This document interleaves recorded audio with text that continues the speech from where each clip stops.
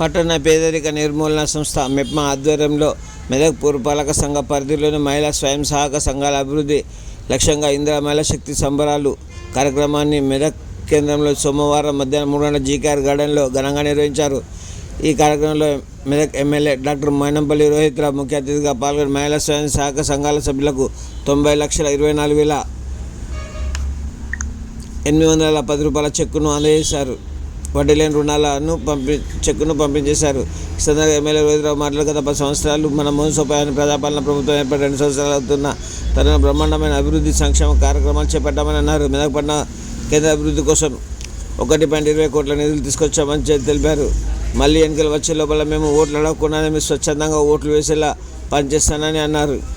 పిల్లల చదువు కోసం రామాయంపేట 25 ఎకరాల విస్తీర్ణంలో 200 కోట్లతో యంగ్ ఇండియా ఇంటిగ్రేటెడ్ స్కూల్ నిర్మిస్తున్నామని పేర్కొన్నారు.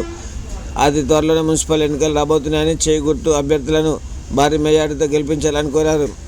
ఈ కార్యక్రమంలో అన్ని మహిళా సంఘాల సభ్యులు, ప్రజాప్రతినిధులు, అధికారులు, municipal commissioner Srinivas Reddy, TMC Sunitha తదితరులు పాల్గొన్నారు. కౌన్సిలర్, కాంగ్రెస్ పార్టీ నాయకులు, మహిళా సంఘాల సభ్యులు తదితరులు పాల్గొన్నారు.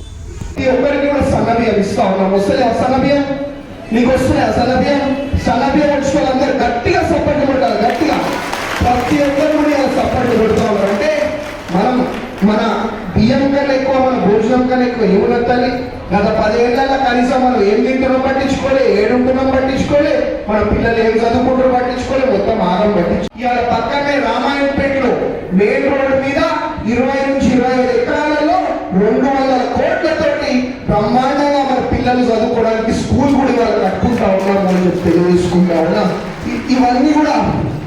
ఇవన్నీ కూడా గత 10 ఏళ్లలో మరి మన ఒక్కొక్కళ్ళ నెత్తి మీద 2 లక్షల రూపాయలు అప్పులు చేసింది. ఒక్కొక్కళ్ళ నెత్తి మీద 2 లక్షల రూపాయలు అప్పులు చేసి మొత్తం ప్రభుత్వాన్ని మన తెలంగాణని అప్పుల పాలు చేయడం జరిగింది అని చెప్పి తెలియజేసుకుంటా ఉన్నా. అయినప్పటికీ కూడా ఇవాళ మా మహిళలు బాగుండాలా, మా కుటుంబాలు బాగుండాలన్న ఉద్దేశంతో ఇలా ప్రతి ఒక్కరు కూడా ఇంద్రమ్మ ఇల్లు ఇస్తా ఉన్నాం. గత 10 ఏళ్లలో కనీసం ఒక డబుల్ బెడ్రూమ్ ఇల్లు ఇచ్చినా, గత 10 ఏళ్లలో కనీసం ఒక డబుల్ బెడ్రూమ్ ఇల్లు కూడా ఇవ్వలేదు. ఇవాళ ఏ గ్రామానికి వెళ్ళినా మనకు కనిపించేది 10 ఏళ్ల కింద ఇచ్చిన ఇంద్రమ్మ ఇల్లులు, 10 ఏళ్ల తర్వాత మళ్ళా మనం ఇప్పుడు ఇచ్చే ఇంద్రమ్మ ఇల్లులే తప్ప వేరే ఇల్లు కనిపించాలని చెప్పి తెలియజేసుకుంటా ఉన్నా. కాబట్టి మన ఇంద్రమ్మ రాజ్యం కాంగ్రెస్ ప్రభుత్వం అంటే ప్రజల ప్రభుత్వం, ప్రజల పాలన. ఏదున్నా మీకోసమే పనిచేస్తాం.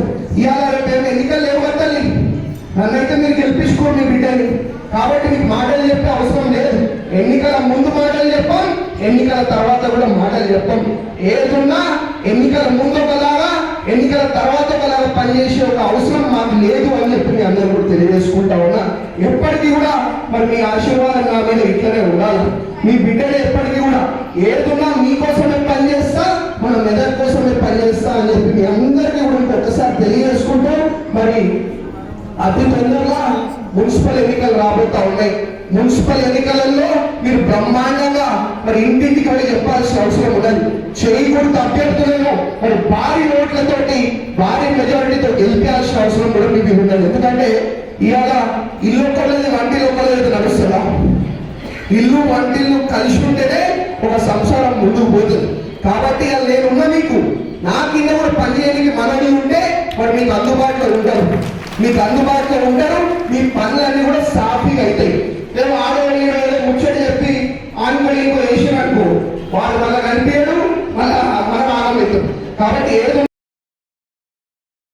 డ్వాక్రా సంఘాల మహిళలకు ఇందిరమ్మ చీరలు పంపిణీ చేసినారు.